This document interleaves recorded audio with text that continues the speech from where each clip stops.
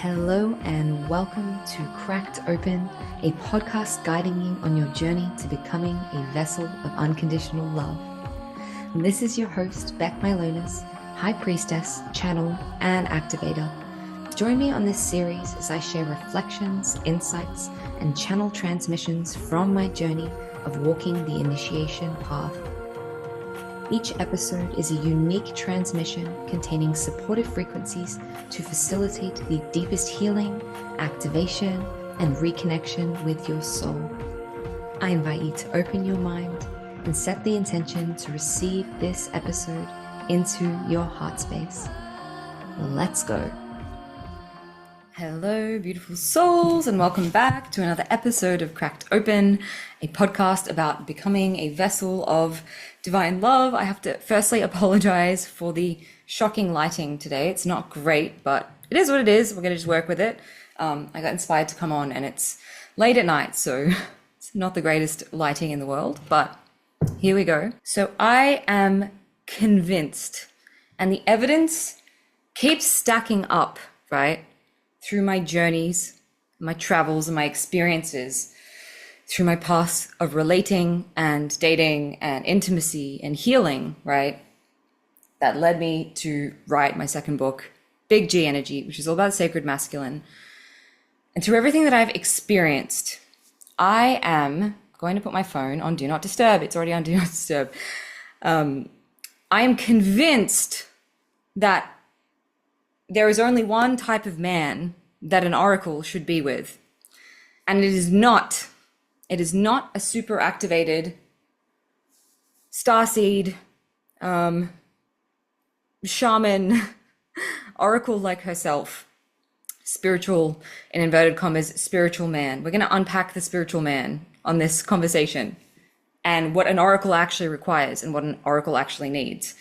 And I'm going to call some bullshit out around what the sacred man actually is and why a lot of spiritual men, again, inverted commas, spiritual men, air finger quotes, are actually lacking, right? That an oracle requires in a partner to really reach her fullest potential, to shine and to feel supported, okay? So I want to preface this by saying I used to have a really big attachment or perception in my mind of the type of man that I desired to be with, I wanted to be with, that I thought would be best for me, right? And I used to have all these visions, visions about my divine counterpart who would be traveling the world to sacred sites, activating them together and leading workshops together and teaching other people how to come into sacred marriage and all this high level sex magic and mystery school training and building crystalline temples together and all these things, medicine circles, right? And while I believe that that is still true to some degree, the man that I will end up with inevitably will be weaving a purpose with me. And I believe it definitely is more along the line of helping me to establish these crystalline temples and pyramids and spaces again. What I've started to realize through my process of experimentation and meeting a whole bunch of fucking karmic partners, soulmates that have come in to catalyze me in my growth and to reflect back to me where I am not in wholeness, right? Where I'm still out of wholeness or seeking something outside of me.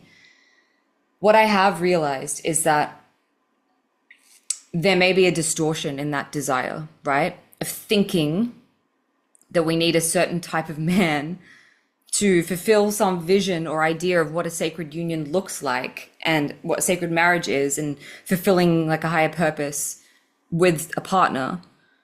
And what that what actually would truly serve us is something completely different. So I'm going to share just briefly, like the basis of this book that I wrote was me learning and synthesizing everything that I've learnt about the sacred masculine and understanding who the sacred masculine truly is as a divine feminine woman, as a priestess of sacred union, right? I'm still very, very like, this is my mission. I know my mission. A big part of my mission is reinstating the sacred marriage templates onto earth, right? So divine union. I've had a lot of experiences, visions, and journeys where I have had that higher level tantric love with another person, their soul, their spirit.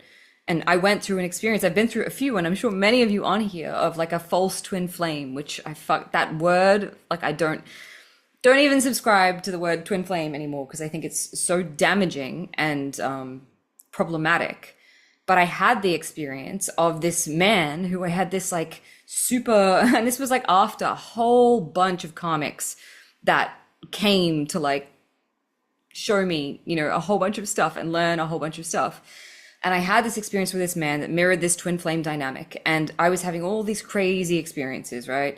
And this is like recent. This is not like a long time ago. This is very recently where I was very discerning, right? Very discerning. And everything was happening the way that I was seeing in these visions to bring us together and blah, blah, blah, blah, blah. I was having all these crazy tantric experiences in like etheric spaces with him, in temples activations, rememberings activations, and mutual activations. And when we were together, it was very powerful and profound and telepathic and all the synchronicities that you could possibly imagine, all of this stuff, right? Even though there was some serious misalignments human-wise, on a soul level, we were very high level soulmates, and we had a lot of love. I still have a lot of love for this person, and I'm sure that it's mutual, right? We're still in contact. And through this journey, you know, I was having all these experiences of merging with someone in this other dimension and seeing these timelines of us doing this work together and all of these things, right? And that went tits up. Let's just say it didn't work out. I talk about it in the book. I won't like, there's no need to get into it on this live because it's not the point of the live. But after that experience, I then proceeded to meet several men, one after the other, who was showing me different aspects of the sacred masculine, right? And I condensed that into 8 key codes of what true sacred masculinity is. And it is, unfortunately, a lot of the men in this space, online, spiritual space, the ones who present themselves as leaders or healers or teachers, divine masculine, they're actually not fucking masculine at all. Or they have aspects of masculine online, which is great, but they're actually super hyper feminine. So I'm talking about these super activated oracle type men, or the gifted men, or the tantric masters, or the shamans, the ones teaching, doing this work, right? Very active in the space, being held up as leaders. A lot of them are missing these core aspects or elements that makes a sacred man a sacred man. And that's not throwing shade at the men that I've been with, because I've had such a fucking honor and privilege to have experienced such amazing, incredible leaders, right, in this space. And the caliber of men that I've been privileged to relate to in the past few years has been very high caliber of men. But as an oracle, what I was noticing is being with these men who are this mirror to that aspect of me who is the oracle, who is the priestess, having all these spiritual experiences with them, going to these sacred sites and activating things and having soul missions together and, you know, showing up in each other's dreams and orgasmic shit, all these things, right? All these spiritual phenomenon of like a twin flame connection or a soul connection or whatever. I was realizing like, maybe that's not actually what is in my highest good, to have someone who is so much like me. And this is, I'm not talking about just me. I'm talking about what like an oracle or a woman who is playing in these realms, super tapped into priestess, actually requires. Because I'm telling you from experience, from being with men like this, it is really fucking frustrating being with someone who is always off in other fucking realms, right? When you're always off in, like, there's like, when two of you are off in astral realms, like leaving your bodies, having all these experiences, talking to spirits, doing all this work, then who the fuck is like anchored in this realm, building the house, or like taking care of the human shit, right? Taking care of the kids, like building the temp, right? Who is like making sure that there is structure and there is discipline and there is logic, right? How is a man going to protect you in the physical realm if he's not in it half the fucking time? So the more I go on this journey, the more I'm convinced that the type of man who an oracle actually needs is a protector, right? She needs a warrior, a protector, someone who is like really holding this archetype of warrior or protector. And I've also experienced many of them. And, you know, coincidentally, that was often when I felt the most, let me say safe, because that's a cliche. Of course, you're going to feel fucking safe if you're with a man who's an warrior. But that is when I felt the most capable of dropping fully into my feminine oracle. So these men that you feel safe with, very spiritual activated men, you feel safe with them, you feel seen with them, you feel, wow, like I can share in this spiritual depth with them. This is amazing. They're having visions, they're seeing things, they're like, we're going on this fucking journey together, we're channeling things about Egypt together, like we're remembering all the mysteries together. And that's fucking great. But can you actually rely on that man to be a steady, stable rock for you, right? To bring you back down to earth, to provide for you, to support you, to take care of you when you're in an emotional shitstorm. Because I'm telling you, these super sensitive men who are like super tapped into their feminine, again, no shade. And I think they serve a certain type of woman who maybe is not as activated. They're beautiful, beautiful men. I'm not dissing them. Like there's no beef with this kind of man. Like I think they're incredible men who are activated as I am. That's fucking great. Not for me though, maybe. Because what I noticed being with several men like this, several very, very activated spiritual men, they weren't very stable, right? In this realm. We would like, this is not just one person, this is many of these men. We would go somewhere and they were so energetically sensitive that then I'm having to like do emotional labor to help them clear their systems after we leave the house for 5 seconds. And I'm like, whoa, what the fuck? Like that's me normally. It's me that's like always, you know, all over the place. Or no, I don't want to say all over the place, but it's me that's like super emotionally everywhere and flowing and all over the place. And I actually don't need someone who is in that fucking energy with me all the time. I need someone who is like, babe, have you eaten? Have you eaten? Can I drive you somewhere? Like, what do you need? Like, what, you know, like, are you good? Say you're emotionally spiraling. Like, what collective shit are you clearing today? Can I just hold space for you? Do you want a hug? Like, you know, I don't know, right? Have you taken care of your body today? Have you moved? Rather than being with these men who it's like, we get back from somewhere and it takes them 6 years to come back into their bodies and they're like feeling all my stuff and all the things that I'm tapping into and they're feeling it, I'm feeling it. Like no one's here in this reality taking care of shit. No one's getting anything done. And that's not to say that every man that I met who was super activated, oh, I just dropped my tea, was completely ungrounded and not in their bodies. But it's almost like they had to work really hard, right? So it wasn't natural for them to be really grounded and in their bodies.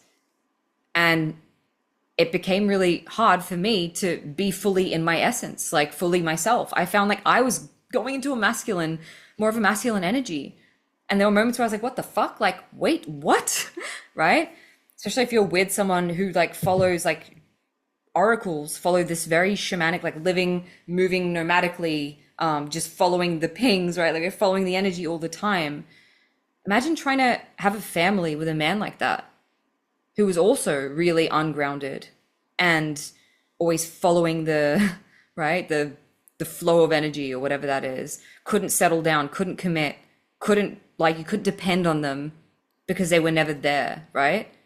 So some of the core traits that an oracle requires to feel safe while she's doing all of these amazing things in other realms is like stability. Someone who is stable and consistent and like flat, right? Not like all over the fucking place, because an oracle is super sensitive, right? And her energetic sensitivity is her gift. And also, like, I want to say, let's not make this about gender. Like, it could be that you're a male oracle, right? So flip everything that I'm saying on the other side. Like, if you are a male who's super activated, maybe you're the one who's like in these realms, and the woman that you call in, or the man, or whoever the fuck you call in, your opposite, the polarity, is very stable, very grounded, very human, right? And I think it becomes problematic when there's two people in a connection always looking into timelines and future realities and energy, right? because it's like, then who is guiding, who is guiding, who is leading, and then who is taking the movement, the action? If you're both just like constantly seeing potentials, that's fucking great, but who's the one guiding and driving the forward momentum, right? So I believe sacred union and partnership and marriage is about complementary forces coming together, right? Opposites attracting, yin and yang. You cannot have two yin people in a connection. It's a fucking disaster. And I'm telling you that from experience, it's a disaster. Well, it's not a disaster, but it's not very stabilizing. So as I was going back to those traits, security, dependability, reliability, consistency, right? Reverence of the goddess. These are all key codes in my book, right? Provision. So someone who can like support you in whatever way that is, whether that's financially, like personally, I'm very traditional. And while I make my own money, I think it's really hot when a guy can like provide. I'm Greek. It's in my fucking DNA, right? To have a man who is a traditional provider type. And I just wonder, like, how can a man truly be that rock, that pillar, that provider, if they're floating off in other other spaces all the time? Like, I just don't think it's possible. Men are supposed to, or the partner of an activated woman, I don't want to make generalizations. They're here to protect you in the physical realm, because you're their protector in the spiritual realm, right? If you think about like the oracles always had, or the priestesses had warriors beside them, protecting them, right? The warrior who protects their ass in the physical realm while they're in a trance, off doing things, that grounds them and anchors them into their body, into this material reality. Because if there's two people who aren't grounded, aren't anchored into this material reality, they're both going to float off and the new earth is never going to get built. So I believe what is actually required of men to be sacred men is not necessarily that they're even spiritual, right? It's that they live and are in their heart. To me, if a man is in his heart, he's living in his heart, he's compassionate, he is kind, he's good people, like he gives a fuck, he's like service-based, he has a clear purpose, a clear mission, clear focus, dedicated, committed, maybe even rigid with some sort of structure. These are all really amazing qualities as a priestess or an oracle to look for in a man, because it's going to complement your chaos and your flow and your intuition perfectly, right? We want complementary forces. And I'm going to read some of these other key codes to you so you can hear what they are. So reverence and honor of the goddess, right? You don't need to be a spiritual man to revere the goddess. What I notice, right, about sacred men, like actual pure true sacred men, not this spiritual bullshit, which I'm gonna read you a snippet and you're gonna see what I mean in a second. Usually they have a really good fucking relationship with their moms, right? They have a great relationship with their moms. They had a positive relationship with women growing up. They respect women. They respect women innately. It's not something that they had to learn to do. They just genuinely respect fucking women because it's like hardwired in them to respect and revere women, right? So number one, reverence and honor of the goddess, of the feminine, of the fact that that is your mother. She brought you into this world. The woman, the feminine, brings all men into all people into this world, right? All of us have a mother. Number two, protection. Like I said, that warrior archetype, that man who is going to protect you from the home invader, that man who has your back in the physical reality. If you're off flying in the fucking ethers all the time, like maybe you can protect someone spiritually, great. But as an oracle, do you need that? Do you need someone who is going to banish spirits and do exorcisms and protect you in those realms? Do you? I don't think you do, right? If you truly are like anchored in that gift of yours, you don't need it. It's not required. Directness and assertiveness, key code 3, right? A lot of spiritual men are not directive and they are not assertive at all because they're too in their feminine energy. Like they're so fucking wishy-washy, hot, cold. I feel this one minute, then I feel this the next minute, and now I've picked up the energy from over here, and like we went out for lunch, and now I'm fucking peaking, and I don't know what's going on, right? So their energy is scattered.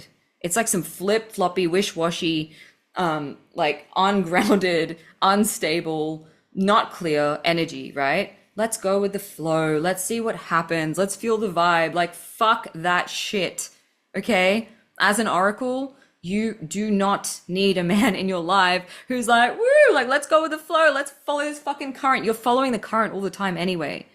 Like, you don't need another person who's got a conflicting current.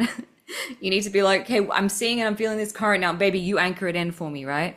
Steph says to find the balance is so needed before the non-spiritual ones struggle to not be intimidated for the spiritual guys, exactly as you say. Yeah, I feel like it's true. Like muggle men, oh, my hair, muggle men who are like human men, maybe are intimidated by spiritual women.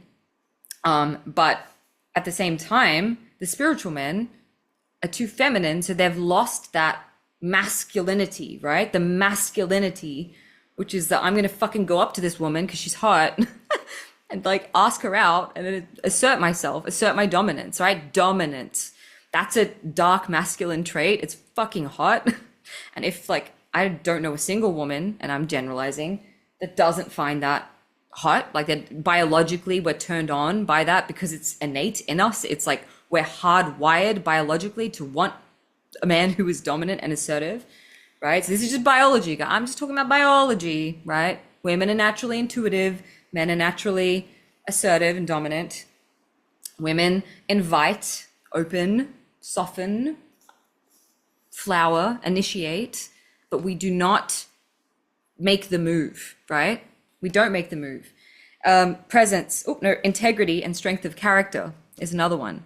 So integrity, again, like if you're following all these different currents of energy and you are all over the place, it's really hard for you to fucking stick to your word because you're seeing like hundreds of millions of timelines and you're always open to all these possibilities. Like it doesn't mean and like stipulate that you're going to have integrity, right?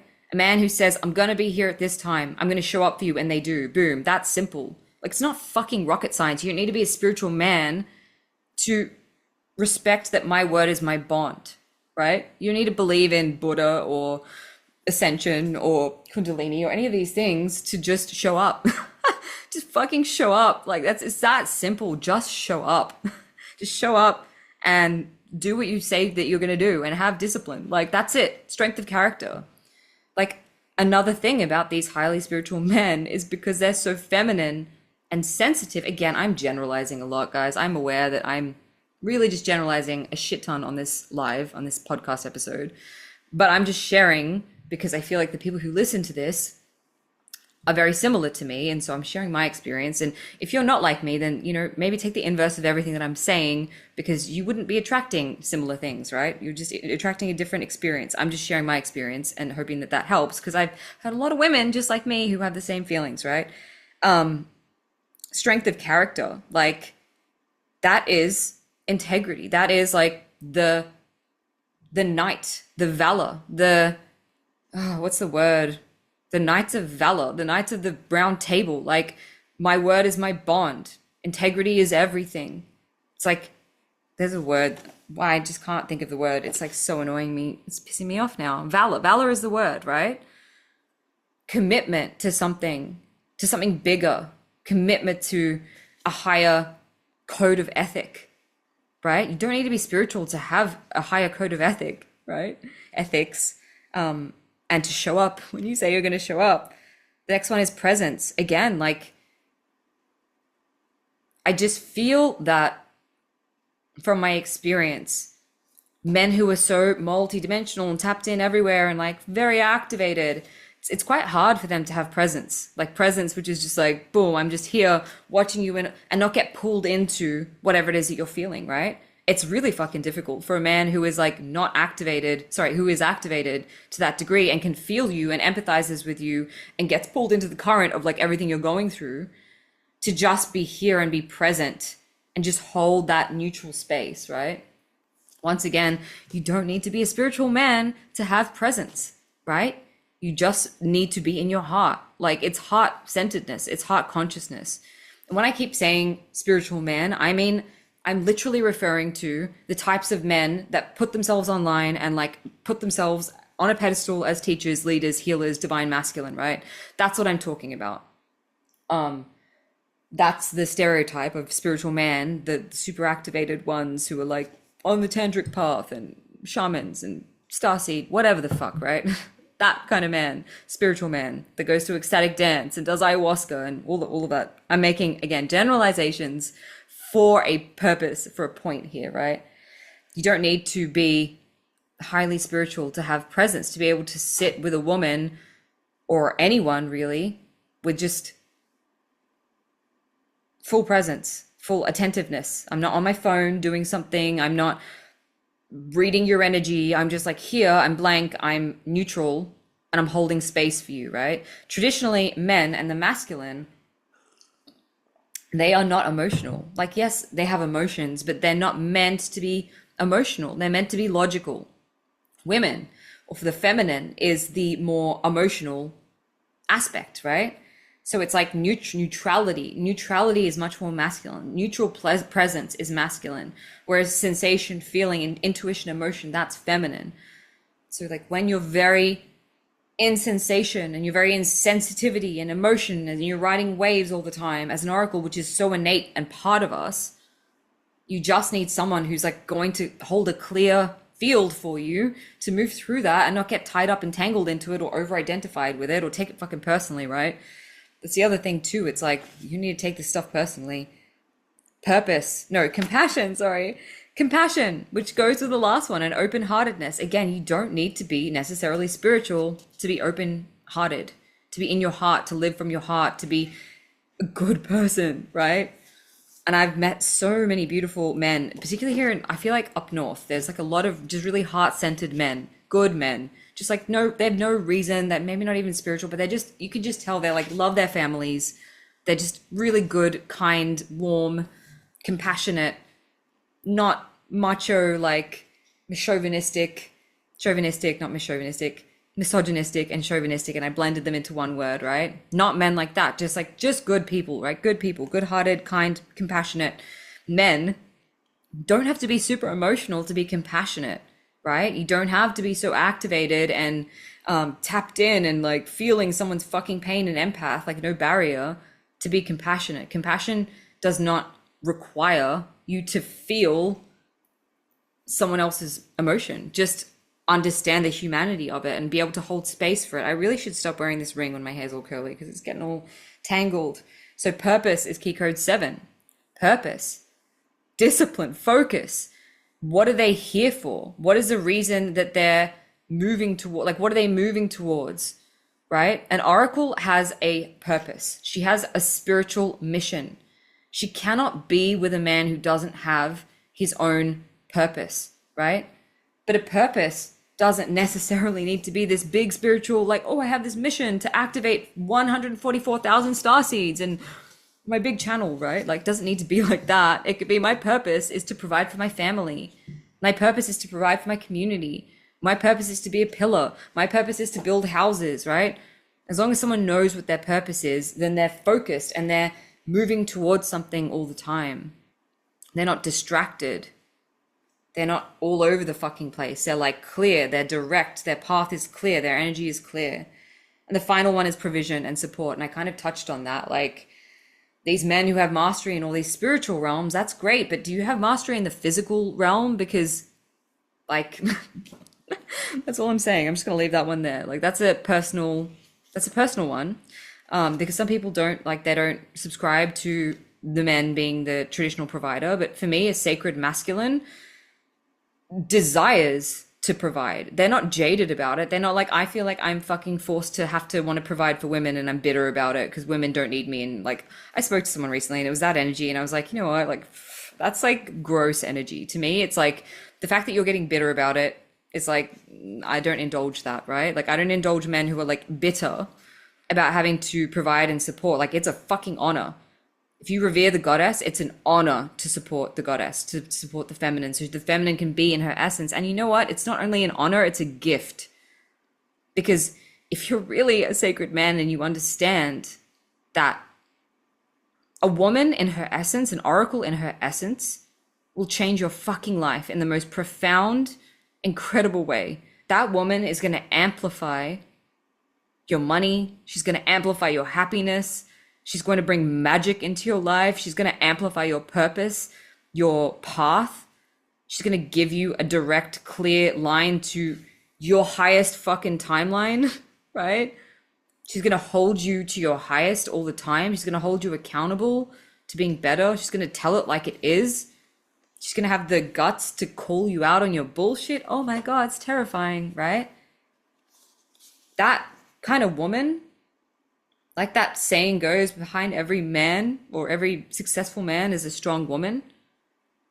A sacred man actually understands, like, the gift, the divine gift to have a goddess in his life, to have an oracle in his life. And so he's like, yeah, fuck yeah, I'll provide for that woman if it means that she can be in her essence, in her full, pleasurable, radiant. I don't have to worry about it. And again, I'm not saying that the woman will never make money. Like, I make money. I have a business that is mostly successful a lot of the time.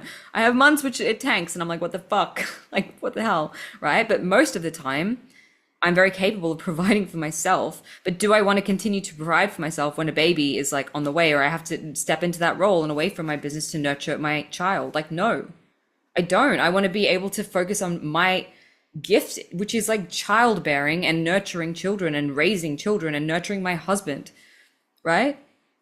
So this is, again, it's traditional. It's not for everyone. I know we're in an age where like everyone's equal and women are in the workforce, and now because women are in the workforce, men feel like they don't need them, and then women are like, fuck, I'm 40 and now I need a baby and suddenly I want a man.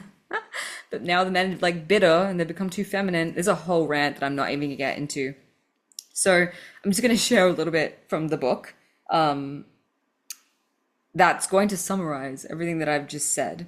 But before I say that, this is why I'm convinced, right, that an oracle doesn't need to be with another oracle, another activated man. She actually needs to be with a muggle, right? A muggle who can't see the fucking timelines and all the ways in which she's going to make him rise. Because if he saw it, he'd go running, right? And that's happened to me. They're like, oh fuck, I can see all these higher timelines. I'm opting out, right? A muggle who's like going to bring her into her humanity, bring her down to earth, anchor her, ground her, take care of her, make sure she's safe, right? And in that beautiful dance, in that beautiful yin yang, like both get to be their fullest expression of the feminine or the masculine. And again, this is one path. I'm not saying this path is the only path to union and it's the only path of relationship that is worthy. Like, there are going to be all sorts of configurations depending on your own energetic makeup, how you identify, all these things. But polarity, like a sacred marriage, only happens with two opposite equal forces like pushing against each other. That's what creates the friction, right? The electric force and the magnetic force, they come together and it's like boom, right? The sky and the earth, the heaven and the earth, the I don't know, can't think of another cliche at this moment, the darkness and the light. Like, we need both working together. If we've got two electric forces, it doesn't work. If we've got two magnetic forces, it doesn't work. So whoever it is, like, that you hold, and it's not that I don't have an electric force. I don't have masculine aspects. We all have both. And again, we're not outsourcing that in a man, and that's not what I'm fucking trying to tell you as an oracle. Go outsource everything into a really basic muggle man who can provide and support. Absolutely fucking not. You find that in God first. That's what this whole book is about, right? But what I'm saying is that sacred union requires these two opposites coming together. And so then if you're an oracle, well, then your opposite is not actually another activated oracle, shaman, spiritual man. It's a fucking muggle. It's a tradie. It's a fitness trainer. It's someone who's like in their fucking body. It's a ninja. I don't know. Like, it's someone who is like a Shaolin monk. No, maybe not a Shaolin monk. I'm going too far. But it's like someone, a construction worker, right? With a really good heart. I'm down for that. Because you know what? That guy's going to be building the temples that I need to create. I'm not fucking going to be out here putting bricks together and building a temple, right? As an oracle, that's not my job. My job is to channel the frequencies through that temple and anchor it in the non-physical. But like fuck, I am getting a hammer and some nails and like putting that shit together. It's not happening, right? Jesus, he was a carpenter. You want to talk sacred man? He's like the biggest example of sacred man that exists. And yes, he was obviously very activated because of reasons. Like, we all know why. He was very activated and tapped in, but that's not what I'm trying to say. So I'm just going to share a little bit from the book. This book will change your life if you read it. It will change your fucking life. And like, honestly, for me, now anchoring everything that I've journeyed to write this book and bring it through. And now I really understand what the sacred man is and is about. And I feel that energy now. And I'm like not trying to find it outside of me. Like I'm radiating more than I've ever radiated in my fucking life, right? In my feminine essence.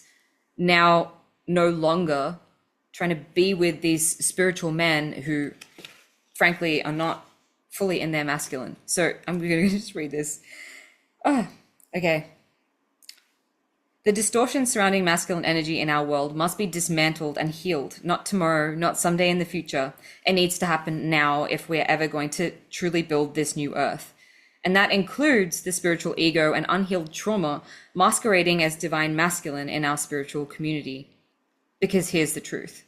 Those distorted, fragmented, or disembodied expressions of so-called divine masculine energy, the ones being upheld as truth and put on pedestals online, are, in many ways, even more damaging to our collective than the so-called toxic or unawakened man who simply doesn't know better. You know the ones that I'm talking about. The guy who read one self-help book one time and now thinks he's an authority on divine masculinity. The one who learned how to access the Akash and has suddenly taken upon himself to mansplain everything that's wrong with you and what still needs healing inside. The man showing up at Tantra events, whoring round under the guise of open relating, expecting you to share your essence with him simply because he's saying the right words, and then turning it back on you, claiming you're the unevolved one for desiring monogamous union. Yes, unfortunately, in this day and age, those men are the ones being held up as examples of sacred masculine energy.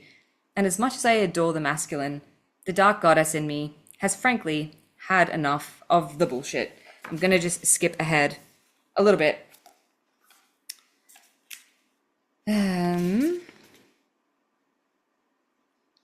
As for you, sister, I'm not saying that it's our job as women to constantly be rehabilitation centers for broken men. It's not our job to mother them, heal them, nor save them. But what I am saying is that the rise of the sacred masculine actually begins with the evocation from the sacred feminine first. As the saying goes, behind every great man is a great woman, an oracle, a nurturer, a lover, encouraging him and lifting him up. The rare men who naturally get it are usually those who were taught from a young age by their mothers and their fathers to revere and respect the feminine, and who had great healthy relationships with women as a result. They already had strong feminine guidance or influence from a young age, shaping them into the men they eventually became. Oh, fuck, there was a part that I wanted to...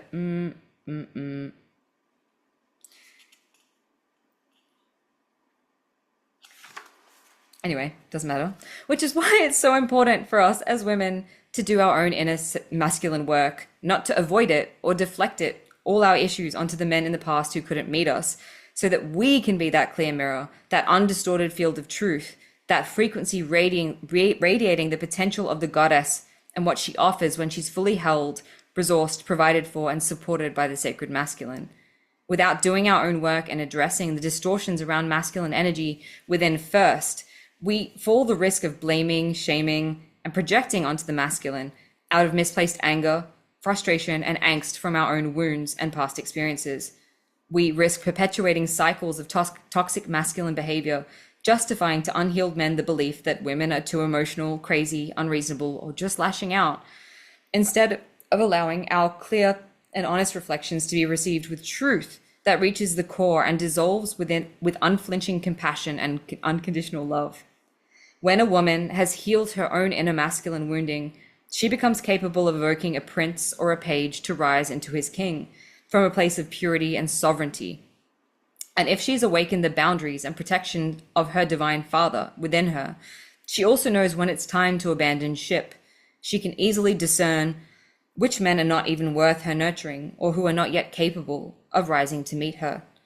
Doing this work ourselves enables us to see through the illusions, the fakes, the false swin flame, whatever the fuck that is, twin flame, imprints, the matrix traps, the surface level spiritual fuckboys who are pretending to be evolved and using all the right lingo, but who are actually just draining and siphoning our precious energy, wasting our time, and distracting us from calling in the sacred counterpart we've actually been yearning for. The one who may not be spiritual, the way we think they should look or appear, but who is capable in, oi, my heart, but who is capable of meeting us with an open heart, disarming curiosity, and a genuine willingness to grow. And we do this through healing our relationship with God and meeting the sacred masculine through his embrace first. This is the book. If you enjoyed this little love rant, it's called Big G Energy. I get into all 8 of those key codes at length, and I share my story without throwing shade. Again, like, I have no beef. I'm so fucking grateful for my experience of being shown what I don't want, right? Because by seeing what I don't want, I have a clear vision of knowing now. I'm like, okay, I'm actually open to something different, something that like maybe was unexpected, but is for my highest good, right? And I think as an oracle or a priestess or activated woman, I'm not going to tell you what you should or shouldn't do, but I would keep your heart open to it maybe not looking like that guy on Instagram with all the followers who's like leading people in sacred pilgrimages or whatever the fuck, right? Or going to ayahuasca every weekend, or that you met at kirtan that wears like linen. Oh my God, I can't deal with the fucking stereotypes. I cannot deal. But, you know, maybe he doesn't look like that. Maybe your man is like wearing high vis and he's like jackhammering some shit and he's just a good bloke, right? Maybe like plot twist. Maybe that is who is going to make your little girl feel the safest. Maybe that is going to allow you to radiate the brightest, to feel the best, because this man is just like fucking in awe of you. He's like, who are you, alien goddess from another world? And you inspire actual awe in me, and I am not worthy. No, I'm kidding. I'm joking, because a lot of these men that revere the feminine are super spiritual, and they do revere the feminine, but it's because they have so much feminine. So anyway, my 2 cents on all of this is my mind has been really opened by meeting all these men who I thought were divine masculine and realizing they were just actually super feminine. And then I'm like also experiencing aspects of what the sacred masculine was from each of these men, because each of these men had and held such beautiful archetypes, right? Like the king or the knight or the warrior. Oh, warrior energy just like does it for me. I don't know about you, but it's like, does something to my, I'm pointing.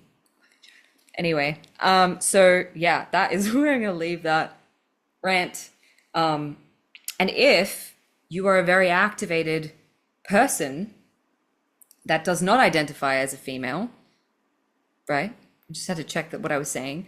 Maybe you need the inverse too, right? So I just think that if we're all the same and we are attracting the same, and yes, I know like attracts like, but that's not the full story, right? Like, that is not the be all end all. There's also polarity. There's also realizing that polarity is like 2 ends of the same fucking thing, right? So even if you are opposite ends of the spectrum, you're the same thing.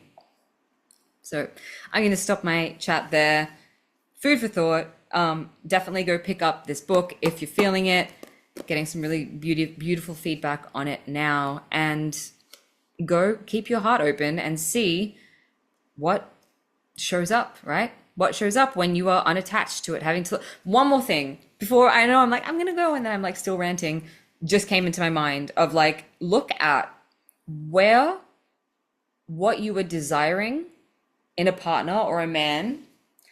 This is gonna be, are you ready? I'm gonna fuck your mind with this one. Your mind is gonna get fucking blown. Where is it coming from? Your own spiritual ego of needing validation externally, because oh wow, look at my famous on Instagram partner who's super activated, and we're these twin flames doing this mission together, and we're being like shown to the world, right? One thing I have realized recently, after bearing my soul so openly in all these books, in all these relationships, the next man that I meet and I date and I love, I will not be sharing a fucking thing about that until maybe some point where it feels right? But like, I actually want that to be sacred, right? I want that connection to be sacred, and I want it to be private, because I actually don't feel like I need to prove anything anymore. And so when we're like calling in this partner that looks a certain way, we've got to ask why. Why does it serve me? What part of me is being served by having this super spiritual looking man? Is it because then I can say, oh, look at this super spiritual man that I called in. How conscious and evolved am I, right? Like, why? Why? Why do you need a man reflecting that? Why do you need a man who is reflecting that, like with a big persona of this leader or this person, right? Just food for thought, right? Because for me, when I reflected on it, I was like, oh, fuck. Like, actually, I realized these men were just reflecting myself back to me, and I just needed to love myself, and that was it. Because, like, these powerful men were just reflecting my own amount of activation, and I don't need a man to activate me, right? I don't need a man to feel activated to take me to God. I need a man to help me get in my fucking body. So when I reflected on that, I was like, oh, wow, I had this idea of what a sacred union looked like. And it was these twin flames on this double mission, healing humanity. And it's like, you could still be twin flames on a double mission, divine count. Again, that word fucking twin flame, I can't handle it. It's like, I really disagree with it. But you could be sacred counterparts on this mission. But maybe that mission is like, you're the one doing God's work, and he's the one making sure that the one doing God's work is eating, right? So like, maybe it doesn't look like you both together doing, I don't know, sacred union workshops or like teaching relating, because I'm telling you, all the bullshit in this space, all these couples teaching sacred union, sacred marriage, I feel it. It's like, not a lot of it. I'm not everyone, but a lot of it is actually false. Like, it's false light. It's not actual true codes that they're sharing, right? So it's like become this trap to sell things. Again, like, I'm gonna teach you how to like come into sacred union, and really they're just codependent and wounded. Anyway, I'm gonna start getting salty if I get onto that one. So I hope this serves. www.beckmylins.com/big-g-energy, or you can just look it up on Amazon. I'm right now in the process of doing the audiobook to this one. This one is really different. If you've read Diamond Light Oracle, it's a complete different journey, because this one is masculine, right? Oh, no shit, it's different. It's masculine. Diamond Light Oracle is like this super activating vision quest. So you're like tripping balls from the minute you start reading it. You're going to get activated. You're going to be seeing past lives. You're going to have all these healing experiences. This one is and there's like audio that goes with it. So there's healing activations and initiations. This one is very practical. It's like a workbook style. There's reflection questions in there. It's broken up into like 8 sections of each key code. And then the story surrounding the men that I met that like exemplified these key codes, right?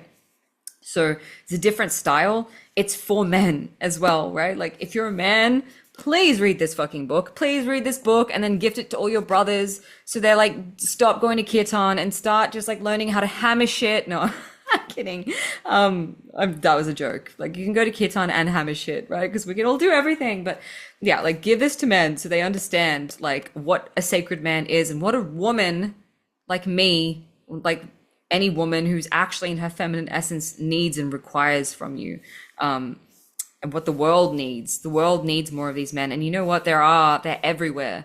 They're just not leading these spaces online. And that's what I've recognized. Like, the priestesses that I know and the oracles that I know who are in a relationship that's really solid and stable and they're doing their best fucking work, most of them are with like super muggle dudes. But that super muggle dude is like taking care of them and taking care of their human, and they're a really good dad or really good in their community, and they're quietly in the background, not fucking worried about their 5 million likes on Instagram, right? Like, they're doing it from a pure place of like service, right?